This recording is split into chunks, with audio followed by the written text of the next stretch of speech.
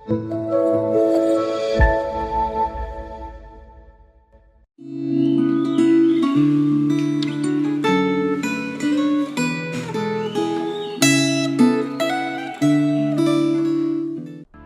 saudara-saudari terkasih, sungguh satu anugerah yang besar dari Tuhan kalau saat ini kita boleh memiliki waktu teduh di dalam refleksi Gema hari ini. Mari di awal waktu tenang kita hari ini, saya mengajak kita bersama-sama berdoa. Ya Allah Bapa kami sungguh bersyukur. Kami sungguh datang ke hadirat-Mu dengan penuh sukacita. Karena di dalam segala situasi yang kami lalui, di dalam setiap hari kami, Engkau tidak pernah meninggalkan kami. Dan Engkau senantiasa mengundang kami untuk boleh bersekutu dengan-Mu.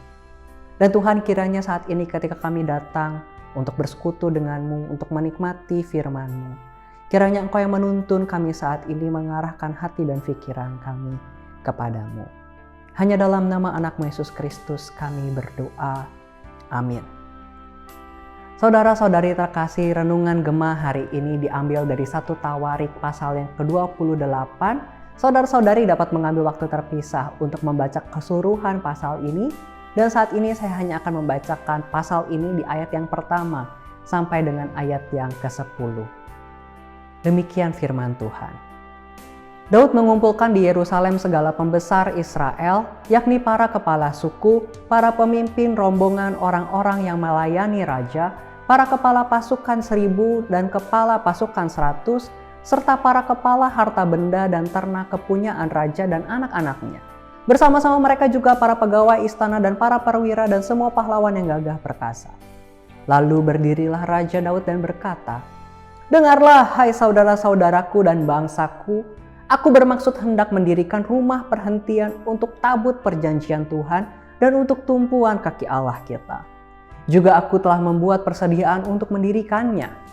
Tetapi Allah telah berfirman kepadaku, engkau tidak akan mendirikan rumah bagi namaku sebab engkau ini seorang prajurit yang telah menumpahkan darah. Namun Tuhan Allah Israel telah memilih aku dari antara segenap puakku untuk menjadi raja atas Israel selama-lamanya. Sebab ia telah memilih Yehuda menjadi pemimpin dan puakku dari antara kaum Yehuda. Dan dari antara anak-anak ayahku ia berkenan kepadaku untuk mengangkat aku sebagai raja atas seluruh Israel. Dan dari antara anak-anakku sekalian sebab telah dikaruniakan Tuhan kepadaku, ia telah memilih anakku Salomo untuk duduk di atas tahta pemerintahan Tuhan atas Israel. Ia telah berfirman kepadaku, Salomo anakmu, dialah yang akan mendirikan rumahku dan pelataranku, sebab aku telah memilih dia menjadi anakku dan aku akan menjadi bapaknya. Dan aku akan mengokohkan kerajaannya sampai selama-lamanya jika ia bertekun melakukan segala perintah dan peraturanku seperti sekarang ini. Maka sekarang, di depan mata seluruh Israel jemaah Tuhan, dan dengan didengar Allah kita, aku berkata kepadamu, peliharalah dan tuntutlah segala perintah Tuhan Allahmu, supaya kamu tetap menduduki negeri yang baik ini dan mewariskannya sampai selama-lamanya kepada anak-anakmu yang kemudian. Dan engkau anakku Salomo, kenallah Allahnya ayahmu dan beribadahlah kepadanya dengan tulus ikhlas dan dengan rela hati. Sebab Tuhan menyelidiki segala hati dan mengerti segala niat dan cita-cita. Jika engkau mencari dia, maka ia berkenan ditemui olehmu. Tetapi jika engkau meninggalkan dia, maka ia akan membuang engkau untuk selama-lamanya. Camkanlah sekarang, sebab Tuhan Allah telah memilih engkau untuk mendirikan sebuah rumah menjadi tempat kudus. Kuatkanlah hatimu dan lakukanlah itu. Sampai sedemikian jauh pembacaan firman Tuhan kita hari ini. Saudara-saudari terkasih, tema renungan kita hari ini adalah mandat khusus. Saudara-saudari terkasih, dalam bacaan Alkitab hari ini Daud sudah tua sehingga ia menyampaikan 3 mandat khusus kepada para pejabat Israel dan memastikan bahwa mandat tersebut akan dilaksanakan. Apa saja mandat tersebut? Yang pertama, ia menyampaikan rencana pembangunan bait Allah yang akan dikerjakan oleh Salomo berdasarkan ketetapan Allah sendiri. Dan yang kedua, ia mengumumkan bahwa Salomo lah yang akan menggantikan ia menjadi raja atas Israel. Dan mandat yang ketiga, ia meminta agar segenap orang Israel dengan sungguh-sungguh mematuhi segala perintah Tuhan. Saudara-saudari terkasih, dari 3 mandat yang Daud sampaikan, saya ingin mengajak kita kembali memperhatikan mandat yang kedua yang Daud sampaikan. Alasan Daud memberi mandat yang kedua adalah karena secara tradisi anak tertualah yang seharusnya berhak menggantikan posisi ayahnya sebagai raja. Dan setelah Amnon dan Absalom mati, secara garis keturunan, Adonia adalah anak pertama Daud sesudah Absalom. Sedangkan Salomo adalah anak bungsu Daud yang dilahirkan oleh Batsheba. Akan tetapi cara Tuhan bekerja itu melampaui tradisi. Raja pilihan Tuhan bukanlah Adonia, melainkan Salomo. Salomo lah yang Allah pilih untuk menggantikan Daud menjadi raja, dan dia juga yang Allah pilih untuk mendirikan bait Allah. Raja yang Tuhan pilihlah yang akan meneruskan tahta Daud. Dan selanjutnya Daud memberi mandat khusus kepada Salomo mengenai prinsip-prinsip hidup yang harus ia jalani sebagai seorang raja. Prinsip-prinsip tersebut disebutkan di ayat yang ke-7 sampai yang ke-9 tadi, bahwa ia harus belajar mengenal Tuhan secara pribadi. Ia harus menemukan apa yang Tuhan ingin ia lakukan dan menaati segala perintahnya. Menyembah dan melayani Tuhan dengan sepenuh hati, setia kepada Tuhan, dan tidak mudah putus asa, melainkan mengerjakan segala sesuatu dengan kemauan yang keras. Tentulah sangat tidak mudah bagi Salomo untuk menjalankan mandat khusus yang diberikan Daud kepada dirinya. Oleh sebab itu Daud menghibur, meneguhkan, dan memberikan semangat kepada Salomo. Di ayat yang ke-10 Daud mengatakan, "Kuatkanlah hatimu dan lakukanlah itu."